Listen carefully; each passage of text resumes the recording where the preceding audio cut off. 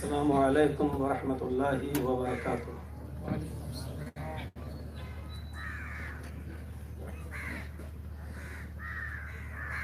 الحمدللہ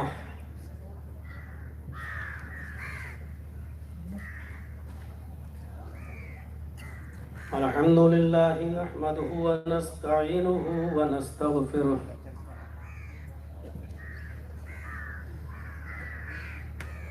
ونعوذ باللہ من شرور انفسنا ومن سیئات اعمالنا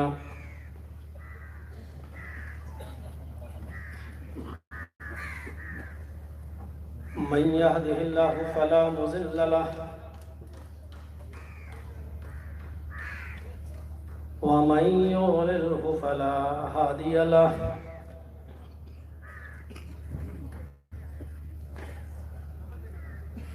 وأشهد أن لا إله إلا الله وحده لا شريك له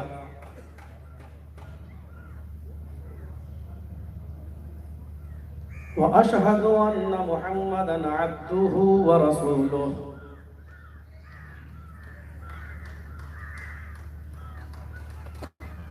أما بعد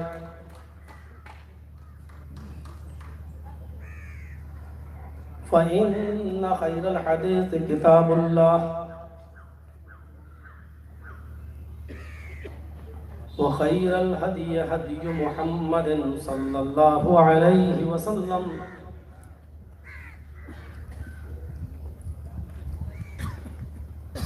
وشر الأمور محدثاتها وكل محدثة بدعة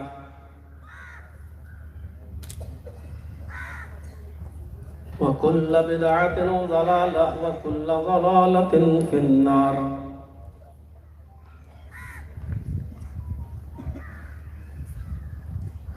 أعوذ بالله من الشيطان الرجيم، بسم الله الرحمن الرحيم۔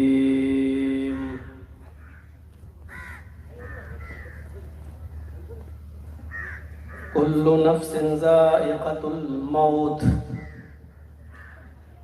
وإنما توفون أجوركم يوم القيامة فمن زحزح عن النار وأدخل الجنة فقد فاز وما الحياة الدنيا إلا متاع الغرور۔ رب اشرح لي صدري ويسر لي أمري واحلل عقدة من لساني يفقهوا قولي۔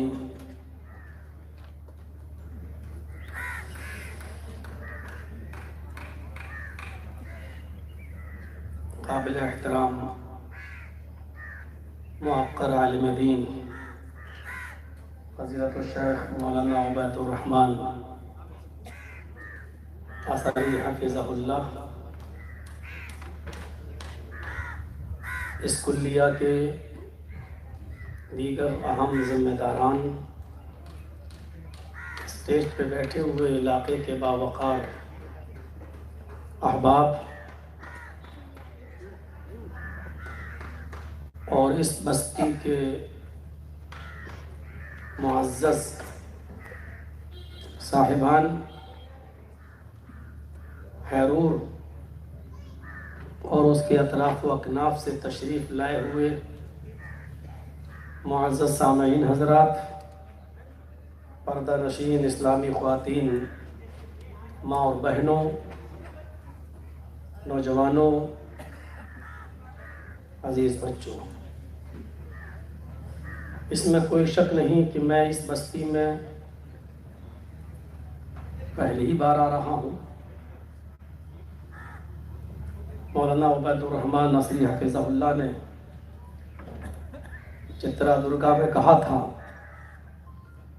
مجھے دعوت بھی دی تھی، اور جب آپ کے یہاں پروگرام منعقد ہوا تو اس وقت بھی موصوف کا فون ہمارے پاس آیا،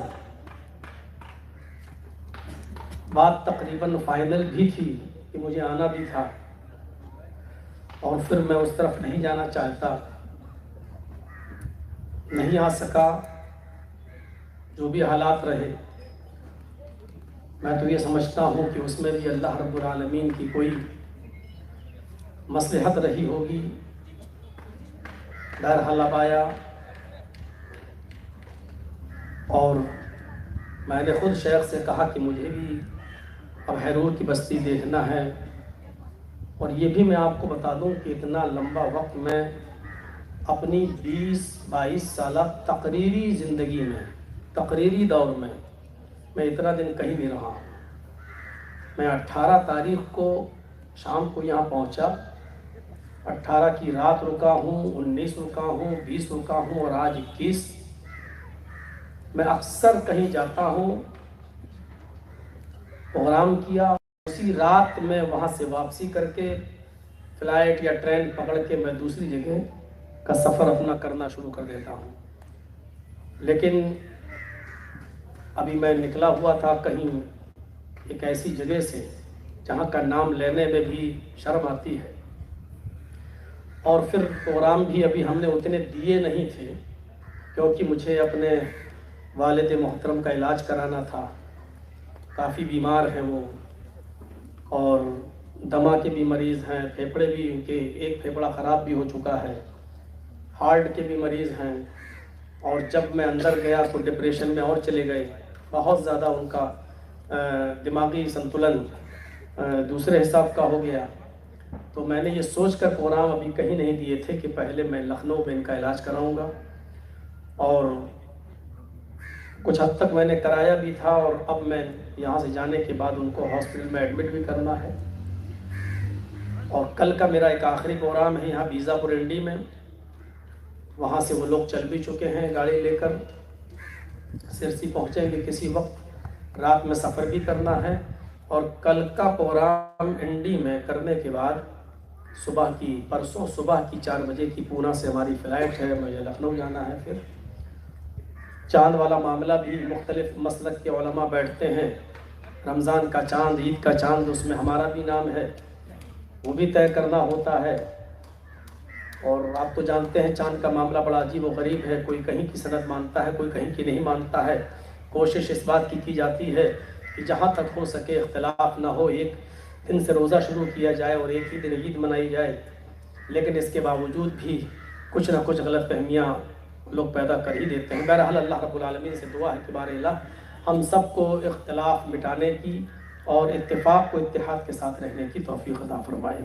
मौलाना ने बहुत कोशिश की लेकिन नहीं आ सका, अल्लाह की यही मर्ज़ी थी। अब आया, देर आया दुरुस्त आया, और मैं वादा करता हूँ इंशाअल्लाह सब लोगों के सामने, यहाँ सिरसी के भी लोग बैठे हैं, आप लोग भी हैं, मैं 15 दिन का एक दौरा बनाना चाहता हूँ, सिर्फ कर्नाटक के आपके सिरसी और उसके अतराफ़ में। वो बैठ कर कभी तय कर लेंगे, और मैं 15 दिन तकरीबन यहाँ रहना चाहता हूँ। यहाँ की जमीयत व जमात और उसके जो काम है उनको भी देखना चाहता हूँ, और छोटा छोटा किसी मस्जिद में जाके 15-15 मिनट, 20-20 मिनट, आधे घंटे का दर्स वो होना चाहिए। 1-1.5-2 घंटे की तकरीर हो तो जाती है, लेकिन जो असर छोटी तकरीरों का होता है, छोटी नसीहतों का होता है, वो बड़े खिताब का नहीं होता है।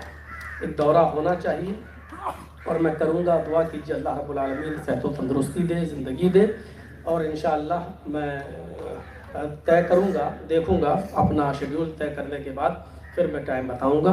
और कम से कम 10 दिन, वरना 15 दिन का मेरा एक टारगेट है कि मैं इस इलाके को दूँ। अल्लाह रब्बुल आलमीन से दुआ है कि अल्लाह रब्बुल आलमीन उस आमद को भी कबूल फरमाए और जमीयत व जमात का काम ले। बहुत ही मुअत्सिर, दिल को छू जाने वाली एक आयत की तिलावत मैंने आपके सामने की है, जिससे इंसान जिसको आज भूला हुआ है, और दुनिया की सबसे बड़ी सच्चाई वही है। दुनिया का सबसे बड़ा सच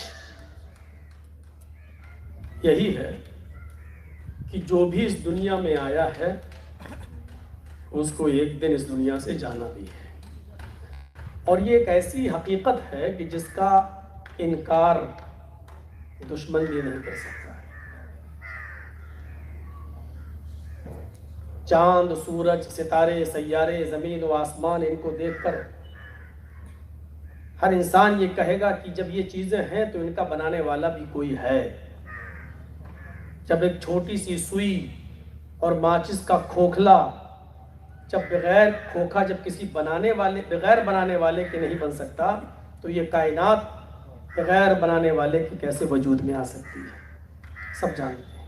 لیکن اس کے باوجود دنیا میں ایک قوم ایسی ہے جس کو کمیونسٹ کہا جاتا ہے، وہ اس بات کو نہیں مانتی ہے۔ وہ کہتی ہے دنیا میں اللہ واللہ نام کی کوئی چیز نہیں ہے، نہ گاڈ، نہ بھگوان، نہ ایشور، نہ اللہ، کچھ نہیں۔ یہ دنیا شروع سے ایسے ہی چل رہی ہے اور ایسے ہی چلتی رہے گی۔ لوگ پیدا ہوتے رہیں گے، مرتے رہیں گے، پھر پیدا ہوں گے، اور یہ دنیا ایسے ہی چلے گی۔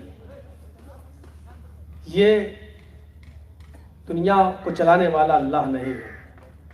میں بتانا یہ چاہتا ہوں کہ دنیا کی سب سے بڑی سچائی تو یہی ہے کہ جب یہ چیزیں ہیں تو ان کا بنانے والا بھی کوئی ہے، لیکن ایک قوم ایسی ہے جو اس کا بھی انکار کر دیتی ہے کہ نہیں، اللہ نام کی کوئی چیز نہیں۔ لیکن موت ایک ایسی اٹل حقیقت ہے کہ جس کا انکار یہ قوم بھی نہیں کرتی ہے۔ اس کو بھی اس بات کا اعتراف ہے کہ جو اس دنیا میں آیا ہے اس کو اس دنیا سے رخصت ہونا ہے، جانا ہے۔ اور عقل مند انسان وہی ہے جو اس دنیا کی حقیقت کو سمجھ لے اور وہ اس سے ہوشیار ہو جائے، باخبر ہو جائے۔ اور اسی لیے اللہ رب العالمین نے اس آیت میں آگے یہی فرمایا وَمَا الْحَيَاةُ الدُّنْيَا إِلَّا مَتَاعُ الْغُرُورِ۔ پہلے کہا کل نفس ذائقۃ الموت، موت کا ذائقہ ہر نفس کو چکھنا ہے۔ پھر اس کے بعد میں کہا وَإِنَّمَا تُوَفَّوْنَ أُجُورَكُمْ يَوْمَ الْقِيَامَةِ، تم نے دنیا میں جو کچھ بھی کیا ہے اچھا برا، تم اس کا اجر اللہ کے یہاں پاؤ گے۔ قیامت کے دن تم پا کر رہو گے، وہ تمہیں دیا جائے گا۔ اور اس کے بعد کہا کہ فَمَنْ زُحْزِحَ عَنِ النَّارِ وَأُدْخِلَ الْجَنَّةَ، جو جہنم سے بچا لیا جائے اور جنت کے اندر داخل کر دیا جائے۔ جو شخص اپنے اعمال کی بنیاد پر دوزخ سے بچا لیا جائے اور جنت کے اندر داخل کر دیا جائے، یہ سب سے بڑی کامیابی ہے۔ فقط فاز، وہ کامیاب ہو گیا۔ پھر فرمایا وَمَا الْحَيَاةُ الدُّنْيَا إِلَّا مَتَاعُ الْغُرُورِ، اور دنیا کی زندگی تو محض دھوکے کی زندگی ہے۔ دیکھیے پہلے کہا جو جنت میں داخل کر دیا گیا، جہنم سے بچا لیا گیا، وہ کامیاب ہو گیا۔ اور اس کے بعد اللہ نے کہا کہ جو دنیا کی زندگی تو محض دھوکے کی زندگی ہے، یعنی اتنی بڑی کامیابی کہ آپ کو دوزخ سے، جہنم سے بچا لیا جائے اور جنت میں داخل آپ کر دیے جائیں، یہ سب سے بڑی کامیابی ہے۔ اور اس کامیابی میں رکاوٹ اگر بننے والی کوئی چیز ہے تو وہ ہے دنیا کی زندگی، جو آپ کو دھوکے میں ڈال سکتی ہے۔ بہت سے لوگ اس کا غلط مطلب بھی نکالیں گے، بس دنیا سے کٹ جاؤ، قطع تعلق ہو جاؤ، دنیا چھوڑ دو۔ بہت سے لوگوں نے اس آیت کا مطلب یہ سمجھ کر اپنے بیوی بچوں کو چھوڑ کر جنگل کی راہ اختیار کر لی۔ کوئی رام رام کی رٹ لگا رہا ہے تو کوئی سبحان اللہ کی رٹ لگا رہا ہے، لمبی لمبی تسبیحیں اپنے ہاتھ میں گھما کر کہہ رہا۔ نہیں، گوتم بدھ کو دیکھو، وہ اپنے بیٹے راہل کو اور اپنی بیوی کو چھوڑ کر جنگل میں چلے گئے، ستیہ کی کھوج میں نکل گئے، سچائی کی تلاش میں نکل گئے کہ ہمیں سچائی مل جائے، اور انہوں نے اپنی بیوی اور بچوں کو چھوڑ کر جنگل میں پوری زندگی گزار دی۔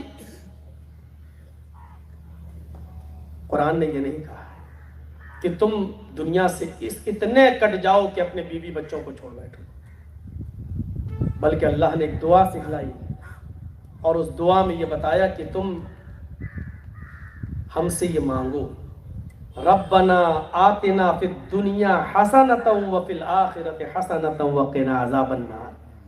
یہ نہیں کہا کہ دنیا سے کٹ کر جنگل کی راہ اختیار کر لو، سب کو چھوڑ دو، سبحان اللہ کی رٹ لگاتے رہو۔ ربنا آتنا فی الدنیا حسنہ، اے ہمارے رب، اے ہمارے پروردگار، تو ہمیں دنیا کے اندر دنیا کی بھلائیاں عطا فرما، جو دنیا میں تو نے خوبیاں رکھی ہیں، خیر و بھلائیاں رکھی ہیں، وہ تو ہمیں عطا فرما۔ یعنی دنیا کی بری چیزوں سے ہمیں دور رکھ، دنیا کی خوبیوں سے ہمیں دور مت رکھ۔ وَفِي الْآخِرَةِ حَسَنَةٌ، اور آخرت کے اندر بھی جو تو نے بھلائیاں رکھی ہیں وہ ہمیں عطا فرما، جیسے جنت۔ دنیا میں بھی بری چیزیں ہیں اور آخرت میں بھی ایک بری چیز ہے جہنم، دنیا میں بھی بری چیزوں سے دور رہنا ہے اور آخرت میں بھی بری جگہ سے بچنے کی دعا مانگنا ہے. کیا کہنا ہے؟ اے اللہ دنیا کی بھلائیاں ہمیں عطا فرما اور آخرت کی بھلائیاں بھی ہمیں عطا فرما. وقنا عذاب النار، اور ہمیں جہنم کے عذاب سے، دوزخ کے عذاب سے ہمیں بچا لیں.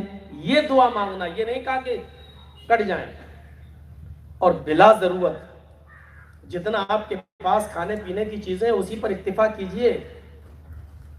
دولت کمانا کوئی بری چیز نہیں ہے، دولت کمانا کوئی بری چیز نہیں ہے. پھر سن لیجئے، دولت کو ناجائز طریقے سے کمانا اور ناجائز جگہ پر خرچ کرنا یہ بری چیز ہے. خوب دولت کمائیے لیکن غلط طریقے سے نہیں، ایک دوسرے کو دھوکہ دے کر نہیں. اور آپ کے پاس آپ کے خرچے بھر کا ہے تو لالچ مت رکھیے کہ ایک مہینے کا اور ایڈوانس ہو جائے. حضرت عمر فاروق رضی اللہ تعالیٰ عنہ کے پوتے، ان کا نام سالم تھا. حضرت عمر فاروق کے بیٹے عبداللہ اور عبداللہ کے بیٹے سالم. تو اب یہ ہوا حضرت سالم ابن عبداللہ ابن عمر. حضرت سالم ابن عبداللہ ابن عمر خانہ کعبہ کا طواف کر رہے تھے. خانہ کعبہ کا طواف کر رہے تھے اور اس وقت کا جو خلیفہ تھا وہاں کا مکے کا، وہ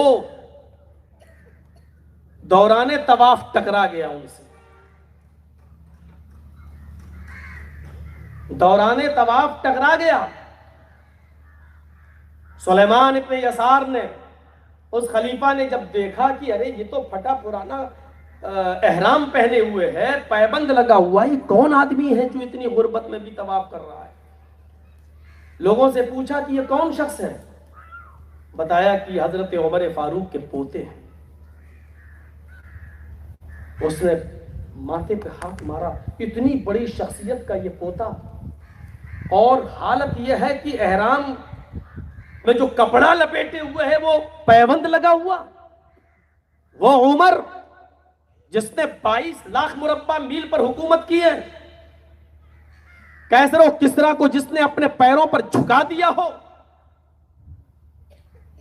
اور اس کا پوتا اتنا غریب. دوران طواف 2-3 چکر کے بعد یہ پھر مڑ بھیڑ ہو گئی. خلیفہ نے پوچھا آپ کون ہیں؟ حضرت سالم نے کہا کہ میں تو اللہ کا بندہ ہوں، میرا نام سالم ہے. کہا کہ آپ مجھے جانتے ہیں؟ حضرت سالم نے جواب دیا نہیں، یہاں تو جو بھی ہے وہ سب ضرورت مند ہے، اللہ کے دربار میں آیا اور مجھے اس میں جاننے کی ضرورت کیا ہے. آپ بھی اللہ کے گھر میں آئے ہیں اپنے گناہوں کی معافی تلافی کے لیے، میں بھی آیا ہوں. مجھے اتنا شوق نہیں کہ ہر ایک آدمی کا تعارف میں پوچھتا پھروں. کہا کہ میں اس علاقے کا خلیفہ ہوں. کہا شکریہ، جزاک اللہ، چلیے آپ طواف کیجئے، میں بھی طواف کرتا ہوں. 5واں چھٹا چکر ہوا. اس خلیفہ نے پھر کہا ارے آپ تو میری بات سنتے ہی نہیں ہیں، بات تو سنیے. آپ کے جسم پر یہ کپڑا دیکھ رہا ہوں میں، اس سے آپ کی اور آپ کے گھر کی حالت کا پتہ چل رہا ہے کہ آپ کس کنڈیشن میں رہتے ہیں، آپ کو کس چیز کی ضرورت ہے. مجھ سے مانگیے، بولیے، آپ کے گھر تک سامان پہنچ جائے گا. آپ کو کس چیز کی ضرورت ہے؟ حضرت سالم ابن عبداللہ جواب دیتے ہیں انی لا استحی من اللہ ان اسأل فی بیتہ غیرہ. آئے سلیمان، میں اللہ کے گھر میں موجود ہوں اور اللہ کے جس گھر میں میں ہوں مجھے اللہ سے شرم آتی ہے کہ اس کے گھر میں ہوتے ہوئے میں کسی غیر کے سامنے اپنا دامن پھیلاؤں. توحید سیکھیے، خلیفہ سامنے موجود ہے. ابھی ایک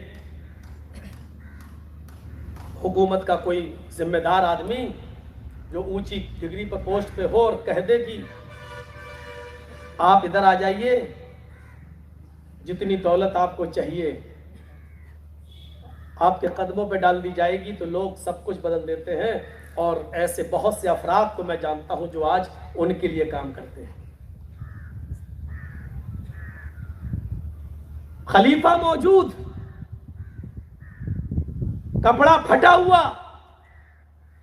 اور جواب کیا؟ انی لا استحی من اللہ ان اسأل فی بیتہ غیرہ۔ اس کے گھر میں ہوتے ہوئے شرم آتی ہے مجھے اللہ سے کہ اس کے گھر میں ہوتے ہوئے میں کسی غیر کے سامنے اپنا دامن کروں۔ 7واں چکر پورا ہوا، صفا مروہ کی سعی کی، 7 چکر پورے کرنے کے بعد مقام ابراہیم کے بعد جا کر 2 رکعت نماز ادا کی۔ پھر انہوں نے اپنے دونوں ہاتھوں کو بلند کرنے کے بعد کچھ مانگا۔ سالم ابن عبداللہ نے کیا مانگا اس کو وہ جانتے ہیں یا ان کا رب جانتا ہے۔ صفا اور مروہ کی سعی کی، پھر اپنے سر کے بال منڈوائے اور باہر چلے گئے۔ بازار میں جس چوراہے سے یہ گزر رہے تھے، وہ خلیفہ اس بازار کے اس چوراہے پر بیٹھ کر انتظار کر رہا تھا۔ جب عمر فاروق کے یہ پوتے حضرت سالم اس چوراہے سے گزر رہے تھے تو اس خلیفہ نے اس چوراہے پر ان کو پکڑ لیا اور کہا الان خرجت من بیت اللہ، اب تو تم اللہ کے گھر سے نکل چکے ہو، یہ تو اللہ کا گھر نہیں ہے، یہ تو بازار ہے۔ فاسأل الان، اب تم مانگو، کیا مانگتے ہو؟ کپڑا چاہیے تمہارے گھر پہنچ جائے گا، سونا چاہیے تمہارے گھر پہنچ جائے گا، چاندی چاہیے تمہارے گھر پہنچ جائے گی، دال چاول گیہوں اناج جو کچھ بھی تمہیں ضرورت ہو تمہارے گھر پہنچ جائے گی۔ تم امیر المومنین کے پوتے ہو، تمہاری حالت ہم پہ دیکھی نہیں جا رہی ہے، اللہ کے گھر میں ہوتے ہوئے کسی غیر کے سامنے دامن پھیلانے میں تمہیں شرم آ رہی تھی، یہ تو اللہ کا گھر نہیں ہے، یہاں تم اپنی ضرورت مانگو، اپنی ضرورت ہمیں بتاؤ، تمہاری ضرورت کو پورا کر دیا جائے گا۔ سالم ابن عبداللہ سمجھ گئے یہ ہاتھ دھو کر نہیں نہا دھو کر میرے پیچھے پڑ گیا، اب اس کو کیسے سمجھایا جائے؟ انہوں نے کہا ہے سلیمان ٹھیک ہے تم میری ضرورت پوری کرنا چاہتے ہو تو یہ بتاؤ، ہم حوائج الدنیا ہم حوائج الاخرہ، تم ہماری کون سی ضرورت پوری کرو گے، دنیا کی ضرورت یا آخرت کی ضرورت؟ اس خلیفہ نے جواب دیا کہ دیکھو اے سالم، آخرت کی ضرورت تو کوئی کسی کی پوری نہیں کر سکتا، خود محمد رسول اللہ نے اپنی بیٹی سے کہا تھا سلینی من مالی ما شئت انی لا اغنی عنک من اللہ شیئا، دنیا میں تو جو چاہے مجھ سے مانگ لے لیکن میں آخرت میں قیامت کے دن تیرے کوئی کام نہیں آ سکتا۔ اے سالم، آخرت کی ضرورت تو کوئی کسی کی پوری نہیں کر سکتا، میں دنیا بھی ضرورت ضرور پوری کر سکتا ہوں، سونا چاندی غلہ اناج کپڑا لتا جو تمہیں چاہیے وہ میں دینے کے لیے تیار ہوں۔ حضرت سالم مسکرائے، یعنی میں تم سے دنیا مانگوں، یعنی میں تم سے دنیا مانگوں؟ خلیفہ نے کہا اس نے برائی کیا ہے، چیزوں کا میں مالک ہوں، اسی میں سے تو تمہیں کچھ دے سکتا ہوں، آخرت میں تو کوئی کسی کے کام نہیں آئے گا۔ کہا آئے خلیفہ، طواف کرنے کے بعد تم نے دیکھا ہوگا کہ میں نے ایک جگہ 2 رکعت نماز پڑھی کہ ہاں، پھر میں نے کیا کیا؟ خلیفہ نے کہا آپ نے اپنے دونوں ہاتھ اٹھائے اور اللہ سے دعا کی۔ تم نے یہ تو دیکھا ہے خلیفہ کہ میں نے اپنے دونوں ہاتھ اٹھا کر اللہ سے دعا کی، لیکن میں نے اپنے رب سے کیا مانگا یہ تمہیں معلوم ہے؟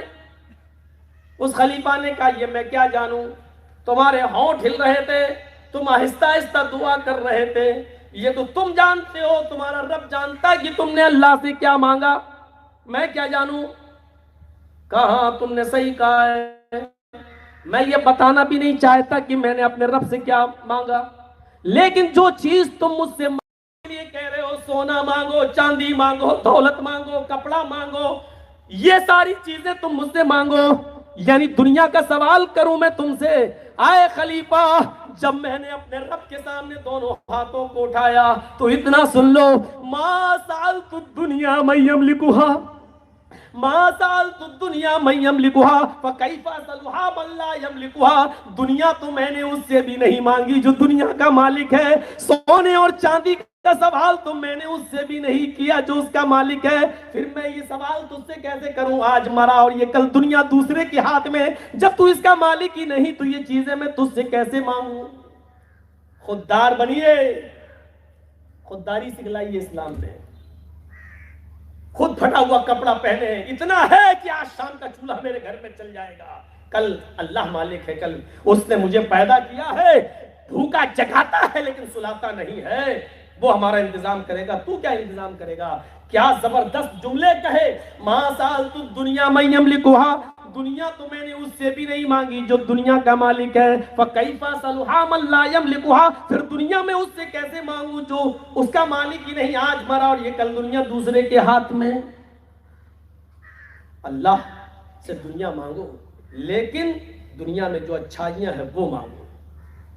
آج آپ نے جو دولت کمائی ہے ایمانداری کے ساتھ بتائیے، جو 700 اور 800 روپے کا موبائل آپ کا کام کر سکتا ہے، آج 7000 روپے کا موبائل بھی آپ رکھنا گوارا نہیں کرتے، آپ کو آج اینڈرائڈ موبائل چاہیے، اور جو لوگ 20,000 کا موبائل استعمال کر رہے ہیں ان کو اب ایپل کا 1,00,000 روپے والا فون چاہیے، آئی فون چاہیے، ضرورتیں بڑھتی جا رہی ہیں لیکن حرص اور لالچ ختم نہیں ہو رہا ہے، یہ چیز آپ کے حرص اور لالچ کو بڑھاتی چلی جائے گی، یہ چیز آپ کے حرص اور لالچ کو بڑھاتی چلی جائے گی۔ ترمذی ابواب الزہد کے الفاظ پڑھی اللہ کے نبی سے، جب صحابی نے کہا کہ آپ جب چٹائی پر سوئے آپ کی پیٹھ پر نشان پڑ گئے، داغ پڑ گئے، اے اللہ کے رسول لو اتخذنا لک وطان، کیا ہم آپ کے لیے نرم گرم بستر کا انتظام نہ کر دیں؟ کیا ہم آپ کے لیے نرم گرم گدے کا انتظام نہ کر دیں؟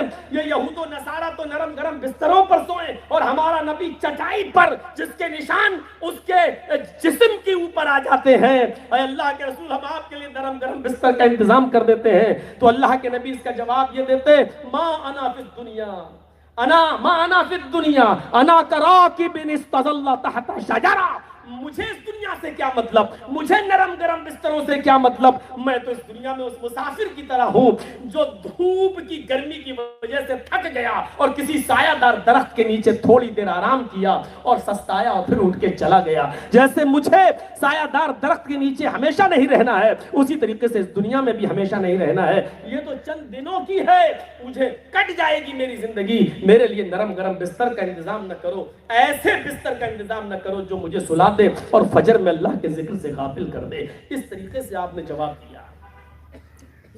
یہ کیا ہے، یہ کیا چیز کی طرف نشاندہی کر رہی ہے یہ سارے واقعات؟ میرے بھائیوں، دنیا بری چیز نہیں ہے اگر ہم اس کا صحیح استعمال کریں۔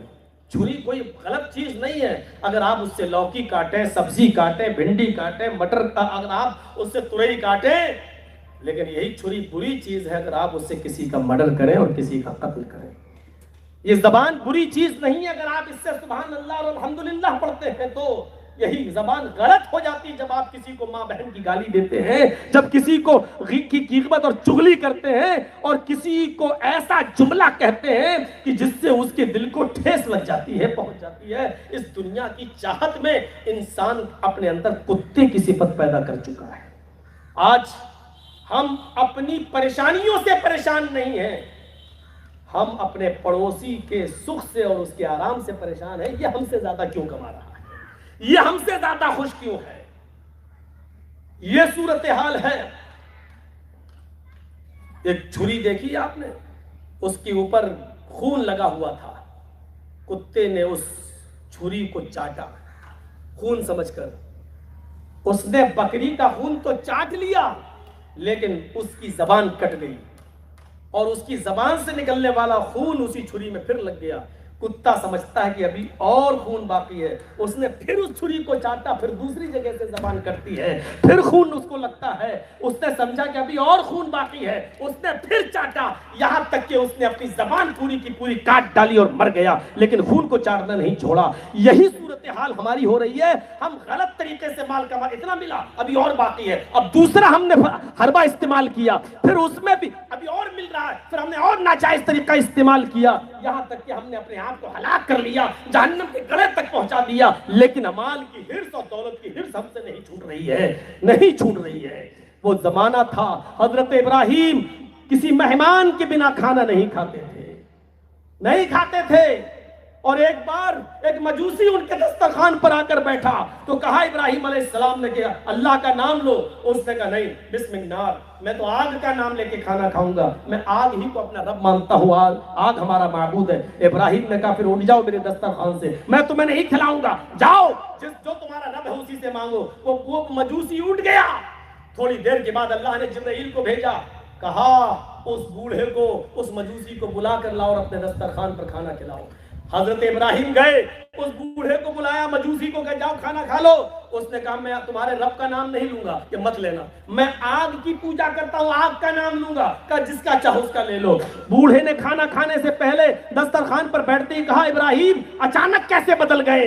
حضرت ابراہیم نے کہا کہ ابھی ابھی جبرائیل آئے, اللہ نے میرے پاس فرشتہ بھیجا اور اللہ نے فرمایا جبرائیل کے ذریعے ابراہیم سے کہہ دو کہ اس بوڑھے کی عمر 90 سال ہے, اس 90 سال سے اس نے ایک دن بھی میرا نام نہیں لیا, اس نے کبھی مجھے نہیں پکارا, اس نے کبھی بھی میرا نام نہیں لیا, لیکن میں نے اس کو پھر بھی کھلایا ہے, اس کو میں نے پھر بھی پلایا ہے. اے ابراہیم تیرے دسترخوان کے پاس تو وہ آج پہلی بار آیا ہے اور اس نے میرا نام نہیں لیا, تم نے اس کو بھگا دیا. ارے وہ تو 90 سال سے میرا نام نہیں لے رہا ہے, پھر بھی میں اس کو کھلاتا پلاتا رہا. تمہارے رب کی رحمت کو یہ گوارا نہیں کہ کوئی بھوکا تمہارے دسترخوان سے ایسے ہی اٹھ جائے, جاؤ اور پکڑ کے لاؤ, اس لیے میں تمہیں یہاں پر لے کے آیا.